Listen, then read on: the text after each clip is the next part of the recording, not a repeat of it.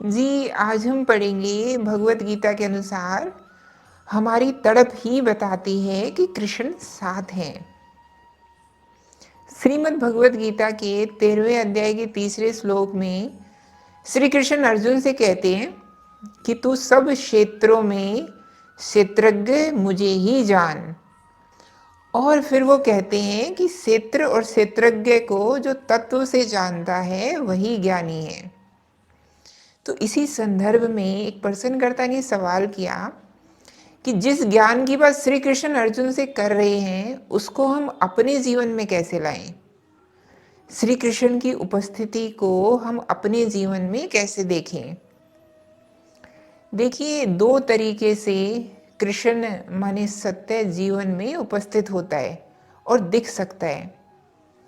अगर आप पूर्ण हैं तो दिखेंगे आपको कृष्ण अपने आनंद में, और वो आपको दिखे भी हैं। ऐसा नहीं है कि आप उनसे सर्वथा अपरिचित हैं, लेकिन आपको बिल्कुल जरा से दिखे हैं, बहुत दूर से दिखे हैं। क्योंकि जो हमारा आनंद है वो भी पूरे तरीके से असली नहीं रहा है, वो भी क्षणिक सा रहा है, थोड़ा सा रहा है, कभी कभी रहा है। क्या कोई ऐसा हुआ है कि जो कहे कि आनंद आया है हमारी जिंदगी में और फिर हम आनंदित ही रह गए हमेशा के लिए। हमें बस आहट मिलती है जरा सी, वो भी बहुत दूर से। हाँ, कुछ ऐसा होता होगा। तो हल्के होने के, निर्दोष होने के, सच्चे और मासूम होने के जो भी पल हमारे जीवन में कभी कभार आते हैं ना, कभी कभार तो ऐसा होता ही है कि आप अपना सब स्वार्थ वगैरह त्याग करके किसी क्षण में बिल्कुल निर्मल हो जाते हैं। होता है ना ऐसा, कभी कभार बिना तैयारी के ही हो जाता है, अनायास ही हो जाते हैं। तो वो जो पल होता है वो पल होता है कृष्णत्व का, पूर्णता का आनंद कृष्ण की उपस्थिति का प्रमाण है।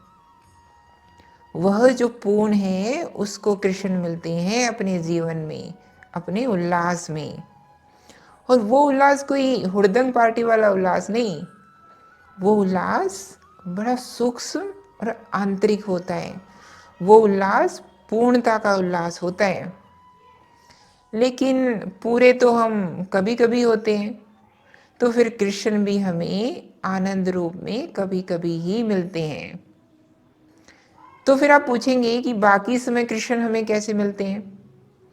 बाकी समय कृष्ण हमें मिलते हैं हमारे वियोग के कष्ट में।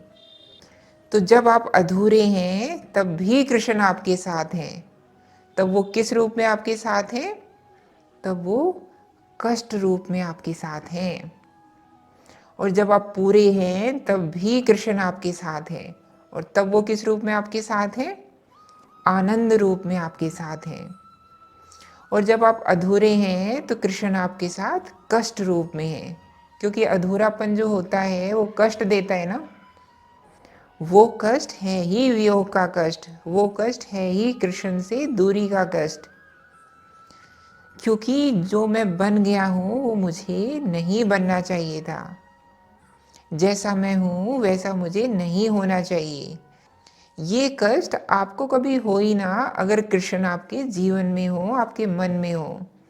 इसीलिए सबसे ज़्यादा जो कष्ट होता है वो संतों को होता है।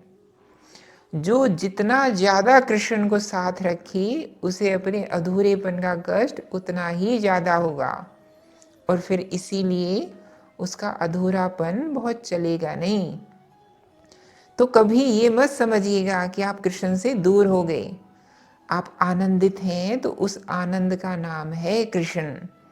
और अगर आप दुखी हैं तो उस दुख का भी नाम है कृष्ण।